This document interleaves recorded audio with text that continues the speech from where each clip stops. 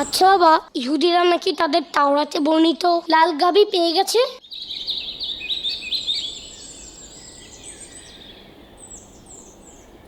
এবার নাকি তারা the Dome of the Rock ভেঙে সেখানে তাদের থার্ড টেম্পল বানাবে। এসব কি বলছে? আহমদ, মাশাআল্লাহ, তুমি তো দেখি অনেক কিছু জানো। তুমি ঠিকই বলেছ আহমদ, ইহুদিরা চেষ্টা করছে, তবে তাওরাতে বর্ণিত লাল গাভী ও কোরআনে বর্ণিত গাভীর ঘটনা দুটোই ইহুদিদের নিয়ে।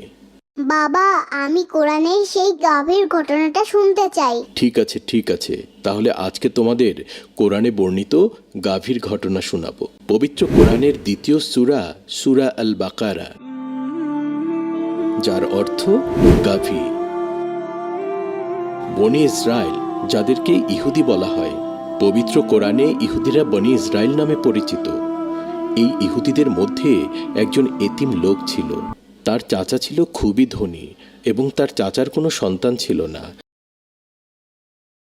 তাই সেই গরিব লোকটি তার চাচাকে হত্যা করে সব সম্পত্তির মালিক হতে চেয়েছে।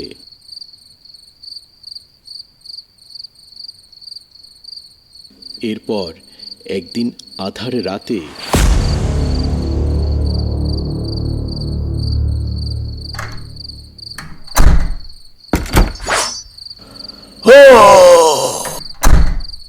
লোকটি তার চাচাকে হত্যা করে তার লাশটি অন্য একটি বাড়ির সামনে রেখে এসেছে, যাতে করে দিনের বেলা সবাই জানতে পারে যে তার চাচাকে অন্য কেউ হত্যা করেছে।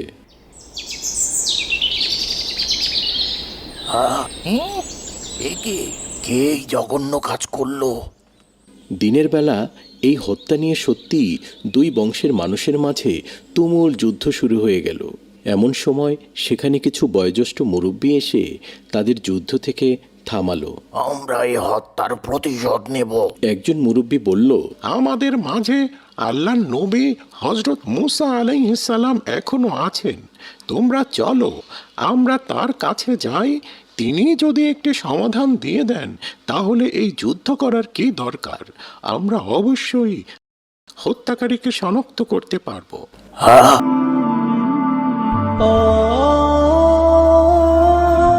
সবাই মুরব্বীর কথায় রাজি হয়ে গেল এবং তারা হযরত মুসা আলাইহিস সালামের কাছে গেল। মুসা আলাইহিস সালামের কাছে ইহুদিরা সব খুলে বলল। তিনি আল্লাহর ওহির মাধ্যমে বললেন, আল্লাহ তোমাদেরকে একটি গাভী কুরবানি দিতে বলেছেন। সেই গাভীর এক টুকরা মাংস যদি মৃত ব্যক্তির শরীরে লাগানো হয়, তবে সে জীবিত হয়ে কে তাকে হত্যা করেছে তা সে জানিয়ে দেবে। মুসা আলাইহিস সালামের কথা শুনে ইহুদিরা বলতে লাগলো, আপনি কি আমাদের সাথে মজা করছেন? হ্যাঁ, দেখতে পাচ্ছেন এমনি আমরা যুদ্ধের মধ্যে আছি। তখন মুসা আলাইহিস সালাম বললেন, হে আল্লাহ, আমি এই ধরনের অজ্ঞদের হাত থেকে তোমার কাছে আশ্রয় চাই, যাতে আমি তাদের অন্তর্ভুক্ত না হয়ে যাই। তখন কি মুসা নবী অনেক রাগ হয়ে গিয়েছিল? তিনি তো আল্লাহর নবী, আল্লাহ তাকে অনেক ধৈর্য দিয়েছেন, কিন্তু মুসা আলাইহিস সালাম অনেক বিরক্ত বোধ করলেন। এর জন্যই তো এই দোয়া করলেন। এরপর বনি ইসরায়েল আবার বললেন, হে মুসা, তুমি তোমার রবকে স্পষ্ট করে জানিয়ে দিতে বলো যে গরুটি কেমন হবে। মুসা আলাইহিস সালাম বললেন, আল্লাহ রাব্বুল আলামিন বলেছেন তা এমন এক গরু যা বৃদ্ধ নয়, আবার অল্প বয়স্কও নয়, মধ্যম বয়সী। সুতরাং আল্লাহ যা আদেশ করেছেন তা পালন করো। সব শুনে তারা সেই গরু খোঁজ করার জন্য বেরিয়ে পড়ল। আচ্ছা, মোচা তো সবই বলল, কিন্তু গরুর রঙের কথা তো বলল না। রং কি হবে? হ্যাঁ, ঠিক কি বলেছ। চলো তাহলে আবার যাই, গিয়ে জিজ্ঞাসা করি গরুর রং কি হবে। এরপর তারা আবার মুসা আলাইহিস সালামের কাছে ফিরে গিয়ে প্রশ্ন করল, হে মুসা, তুমি তোমার রবকে বলো যে ওটার রং কি হবে, তা যেন আমাদেরকে জানিয়ে দেয়। মুসা আলাইহিস সালাম বললেন, আল্লাহ রাব্বুল আলামিন বলেছেন গরুর রং হবে উজ্জ্বল গাঢ় হলুদ বর্ণের, যা দর্শকদেরকে আনন্দ দেয়। বনে ইসরায়েলরা মুসা আলাইহিস সালামের কথা শুনে আবার গরু খুঁজতে বেরিয়ে পড়ল। আবার বেরিয়ে পড়লো। এভাবে করলে কি তারা গরু খুঁজে পাবে? তাহলে সেই লাশটার কি হবে? লাশটা কি সত্যিই জীবিত হবে? লাশটা তো ওভাবেই রইল। লাশটাকে জীবিত করতে হলে গরু তো তাদের খুঁজে পেতেই হবে। কিন্তু কিছু দূর যাওয়ার পর ঠিক আগের মতোই তাদের মনের মধ্যে সন্দেহ দানা বাঁধল। এরপর তারা আবার মুসা আলাইহিস সালামের কাছে ফিরে গিয়ে প্রশ্ন করল এবং বললেন, হে মুসা, তুমি তোমার প্রতিপালককে স্পষ্ট করে জানিয়ে দিতে বলো গরুটি কেমন হবে, কারণ সব গরু আমাদের কাছে সমান, আর আল্লাহ ইচ্ছা করলে নিশ্চয়ই আমরা পথের দিশা পাব। মুসা আলাইহিস সালাম তাদেরকে বললেন, আল্লাহ রাব্বুল আলামিন বলেছেন, তা এমন এক গরু যা জমি চাষে ও খেতে পানি সেচের জন্য ব্যবহৃত হয়নি, বরং সুস্থ ও নিখুঁত গরু। তারা বললেন, এখন তুমি সত্য প্রকাশ করেছ। ইহুদিরা এভাবেই সব সময় আল্লাহকে ও তার নবীকে কষ্ট দিত। তারা কেন নবীদেরকে এত কষ্ট দেয়? তাহলে কি আমরা অনেক প্রশ্ন করতে পারবো না? হ্যাঁ, তোমার জানার জন্য যতটুকুন দরকার ততটুকুন প্রশ্ন করতে পারবে, কিন্তু কাউকে কষ্ট দেওয়ার জন্য বারবার প্রশ্ন করা ঠিক না। এরপর আল্লাহ রাব্বুল আলামিন মুসা আলাইহিস সালামের কাছে ওহী পাঠালেন যে গাভীটি হবে মধ্যবয়সী, রং হবে হলুদ বর্ণের, যে গাভী দিয়ে কোনো ধরনের কাজ করানো হয়নি, যে গাভী দেখলে মানুষের চোখ জুড়িয়ে যায়, হৃদয়ে প্রশান্তি আসে, এমন সুদর্শন চোখ জুড়ানো একটি গাভী দরকার।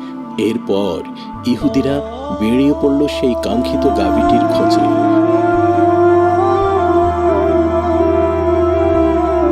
বিভিন্ন জায়গায় তারা খুঁজতে লাগলো, কিন্তু কোথাও খুঁজে গাভীটির সন্ধান পেল না। খুঁজতে খুঁজতে তারা যখন ক্লান্ত হয়ে একটি বাগানে বিশ্রাম নিচ্ছিল, তখন দেখতে পেল একটি বালক সেই সুন্দর একটি গাভী নিয়ে সবুজ ঘাসের মাঝে খেলা করছে।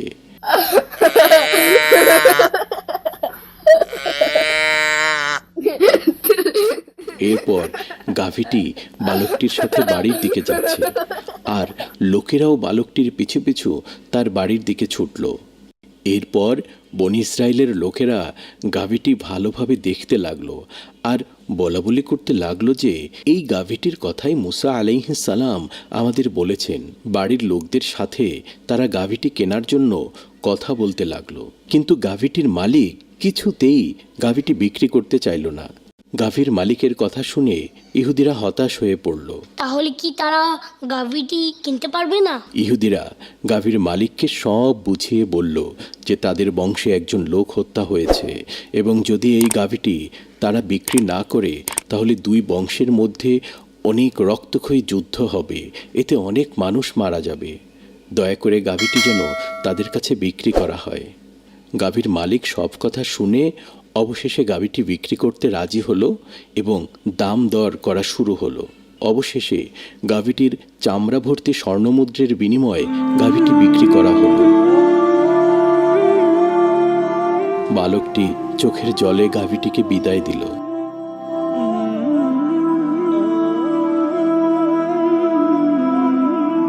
ইহুদিরা গাভীটিকে নিয়ে জবাই করলো এবং তার এক টুকরা মাংস মৃত ব্যক্তির শরীরে যখন লাগালো, সাথে সাথে লোকটি জীবিত হয়ে গেল।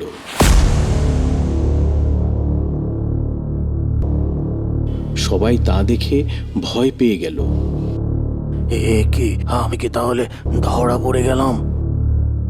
তাকে বয়স্ক লোকটি জিজ্ঞেস করলো, কে তোমাকে হত্যা করেছে? আমাদেরকে খুলে বলো। লোকটি তখন এদিক সেদিক তাকাতে লাগলো। কে তোমাকে হত্যা করেছে? আমাদেরকে খুলে বলো। এরপর বলল, আমার ভাতিজা আমাকে হত্যা করেছে। এ কথা বলে লোকটি আবার মরে গেল।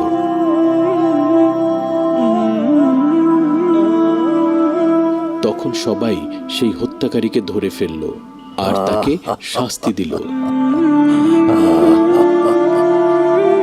এভাবেই একটি রক্তক্ষয়ী যুদ্ধের হাত থেকে সবাই রক্ষা পেল।